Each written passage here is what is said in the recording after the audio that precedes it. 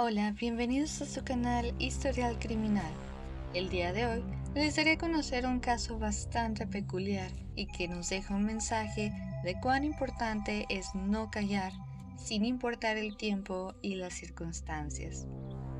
El caso de hoy es sobre Jennifer Haynes, una mujer que sufrió un abuso tan extremo y persistente que finalmente generó 2.500 personalidades distintas para sobrevivir, y los llevaré poco a poco sobre su historia y cómo se desarrolló. Su nombre es Jennifer Margaret Linda Haynes. Nació en 1970 en Reino Unido junto a sus padres Patricia y Richard Haynes. Ella tiene dos hermanos, su hermana mayor Sheila y su hermano menor Frank. Jenny siempre fue maltratada y menospreciada, mostrando preferencia hacia Frank y posteriormente presentaban preferencia completa hacia Sheila. Jenny fue abusada por su padre entre los años 1974 y 1981, es decir, de los 4 hasta los 11 años, cuando se mudaron por fin a Reino Unido. Ella fue abusada sexualmente e incluso torturada, causando graves lesiones, pero nunca fue llevada al médico. Durante la convivencia recibía pruebas de desprecio por parte de su padre.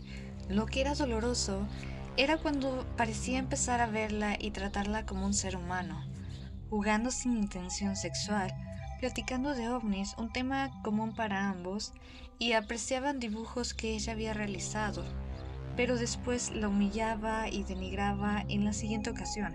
La familia de Jenny se mudó de Bexley Hills en las afueras de Londres a Australia en 1974, cuando solo tenía 4 años, y fue entonces que el horror empezó.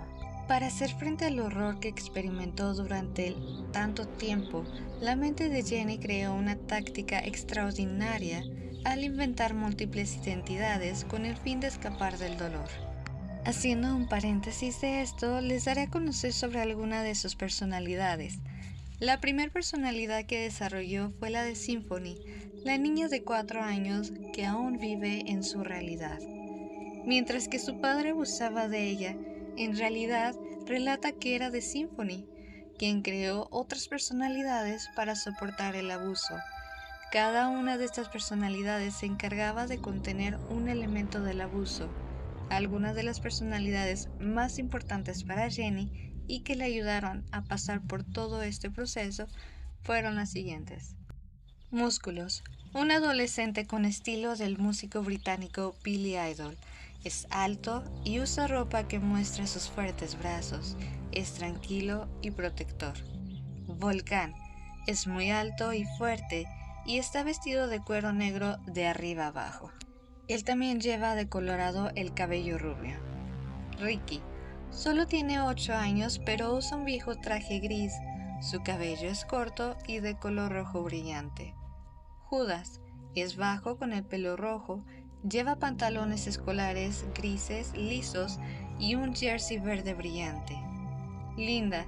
Ella es alta y delgada, usa una falda de los años 50, lleva el pelo recogido en un elegante moño y tiene las cejas afiladas.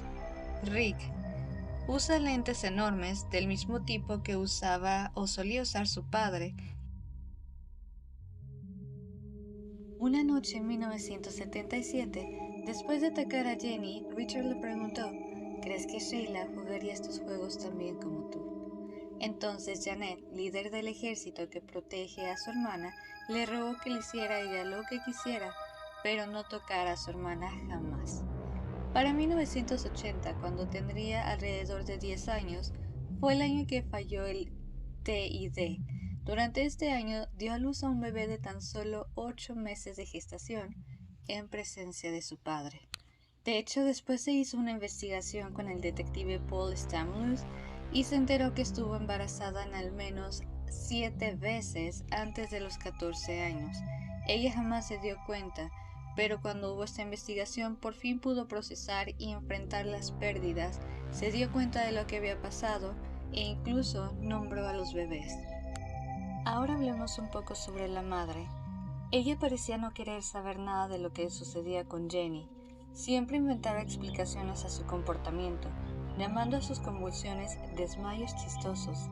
Creía ciegamente en los doctores cuando le decían que su comportamiento era solo un berrinche. No le creyó cuando le contaba que el padre de uno de los niños que cuidaba intentó sobrepasarse con ella, a pesar de que la esposa del hombre habló con ella donde ella sí le creía. Decidió simplemente pasarla por alto. Tampoco se dio cuenta de uno de los embarazos de su hija cuando se quejaba de un gran dolor. Creyó que era apendicitis y después de hacer una revisión y confirmar que no lo era, la envió a la escuela. Así que sí, Patricia pasaba muchas cosas por alto.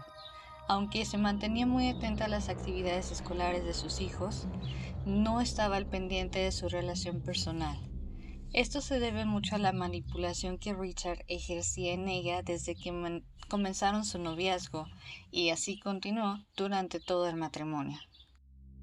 Jenny intentó hablar del caso en varias ocasiones.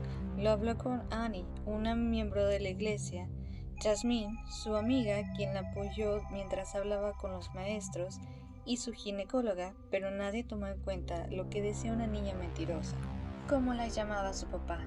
Dejó de buscar ayuda, pues como su padre le había dicho, nadie le hizo caso. Sus padres se divorciaron en 1984.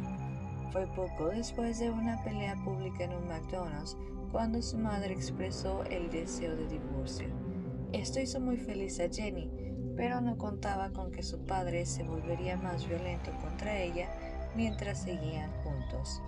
Fue tal el cambio que su mamá intentó alejarla de él, llevarla lejos de su padre, pero nadie quería hacerse cargo de ella.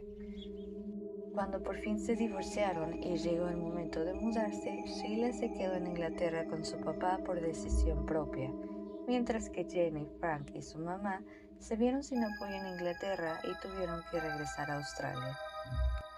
El vivir lejos de su papá sí era un gran alivio para Jenny. Ya no mojaba la cama, su padre ya no llegaba a atacarla.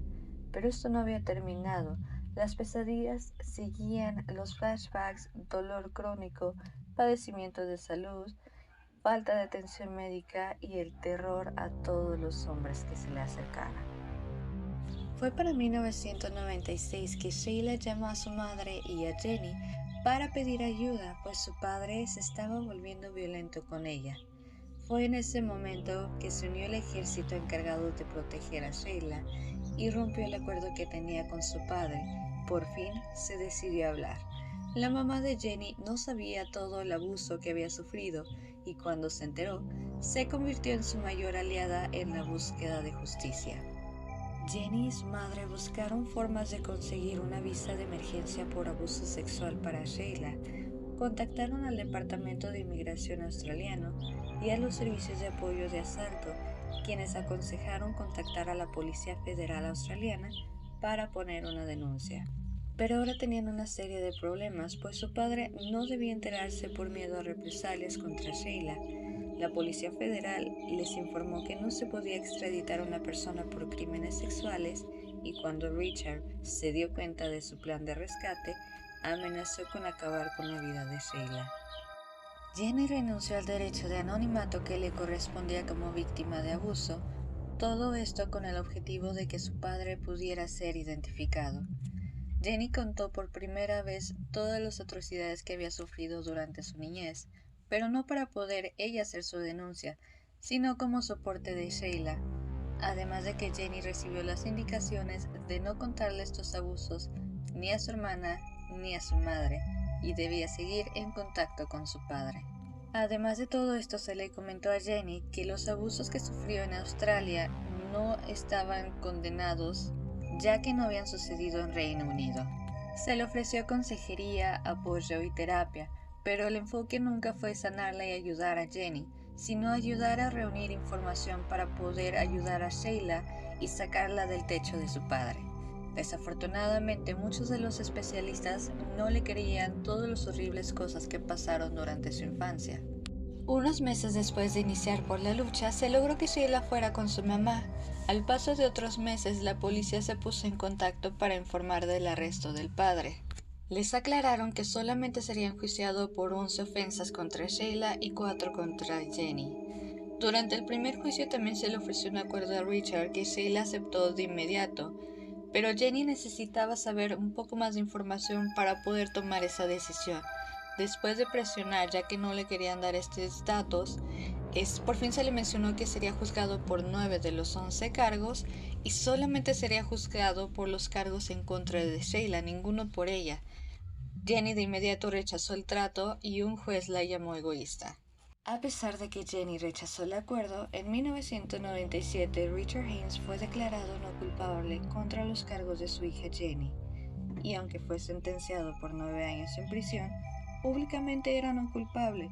Esto destrozó aún más a Jenny, pues ella creía que todos la veían como una mentirosa, pues su padre ya había dicho que nadie le creería.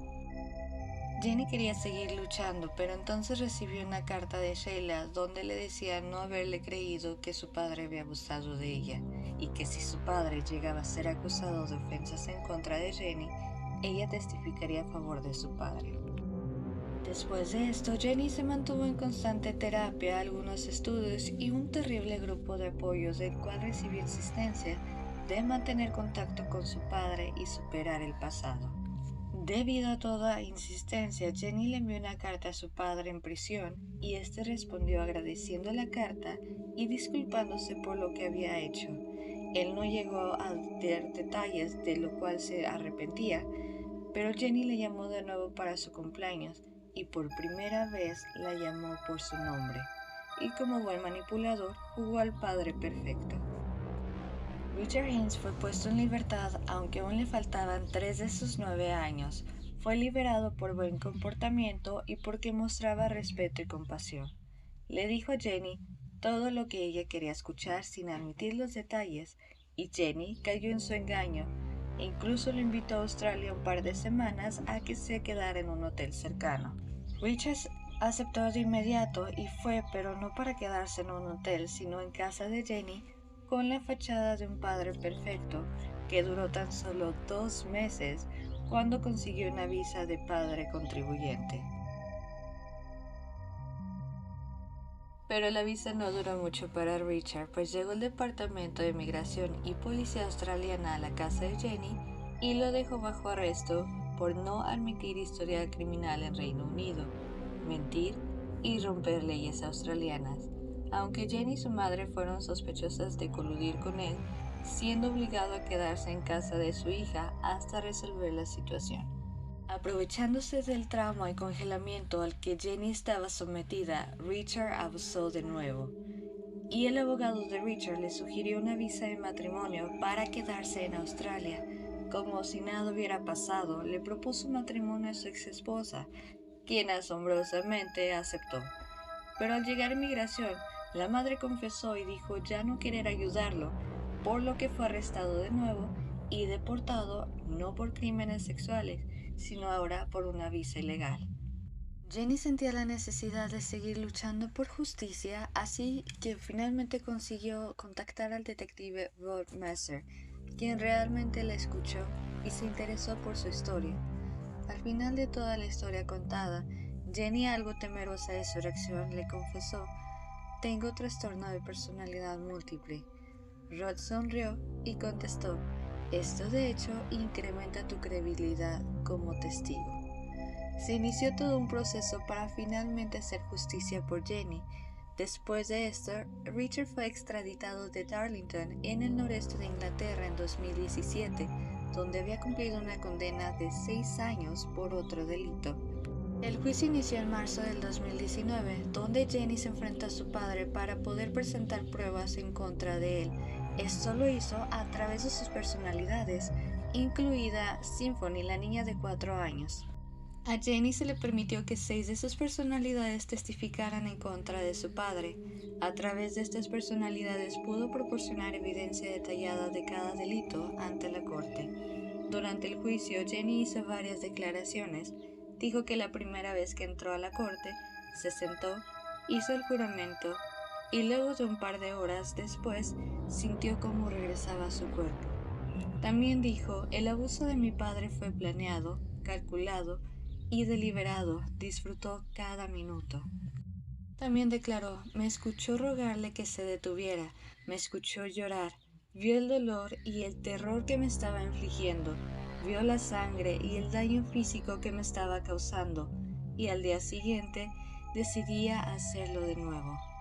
No estaba segura ni en mi propia mente, esto último haciendo referencia cuando su papá la convenció de poder leer su mente, acompañado de amenazas de matar a su madre y a sus hermanos si ella pensaba tan solo en el abuso o en decirle a alguien. Tras las declaraciones y pruebas, inicialmente Haynes enfrentó 367 cargos, entre los múltiples cargos de violación, sexo anal, asalto indecente y relaciones sexuales con una niña menor de 10 años.